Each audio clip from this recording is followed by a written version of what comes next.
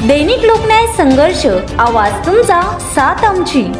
Risod police स्टेशनमध्ये शांतता समितीची बैठक। रिसोड दिनांक 22। प्रदीप देशमुख। रिसोड पोलीस स्टेशन येथे ठाणेदार रामेश्वर चव्हाण यांच्या अध्यक्षतेखाली शांतता समितीची बैठक पार पडली। यावेळी तहसीलदार प्रतीक्षा तेजनकर, पत्रकार, नगर परिषद कर्मचारी, विविध समाजातील पदाधिकारी तसेच हिंदू मुस्लिम बांधव उपस्थित होते। ठाणेदारांनी सर्वांना शांततेत सण साजरे करण्याचे आवाहन केले। तहसीलदार मॅडम यांनीही एकजुटीवर भर दिला।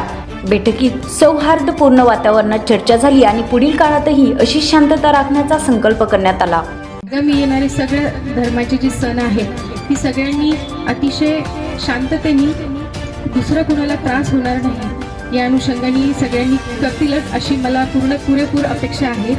तसेच आता एक थोडासा माझ्यातील दुसरा प्रशासक, जलतारा एक मोहीम सुरू आहे।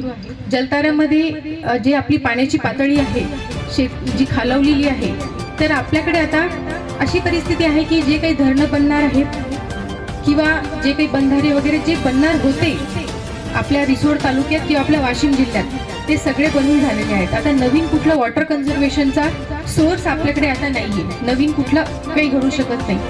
पण लोकसंख्या वाढते आहे, विहिरींची संख्या वाढते, बोरची संख्या वाढते, पाण्याची पातळी खाली जात आहे। तर त्यासाठी आपण जलतारा मोहीम माननीय जिल्हाधिकारी महोदया यांनी ही चळवळ स्वरूपात आपल्याला राबवायची आहे। कारण आपल्या वाशिम जिल्ह्याची शेती प्रधान आपण लोक आहोत। तर या मंचावरून आता इथे बरेचसे महानुभाव आहेत, आम्ही खेडोपाडी तर जातच आहोत, पण शहरी भागात सुद्धा आपल्याला जलताऱ्याचे शोषखड्डे जास्तीत जास्त घ्यायचे आहेत। तर या मंचावरून मी तुम्हाला ही पण आवाहन करते आणि कायदा आणि सुव्यवस्था पाळण्यासाठी प्रशासनाला पुरेपूर आपण सहकार्य करावं या अपेक्षेसह इथे थांबते। धन्यवाद।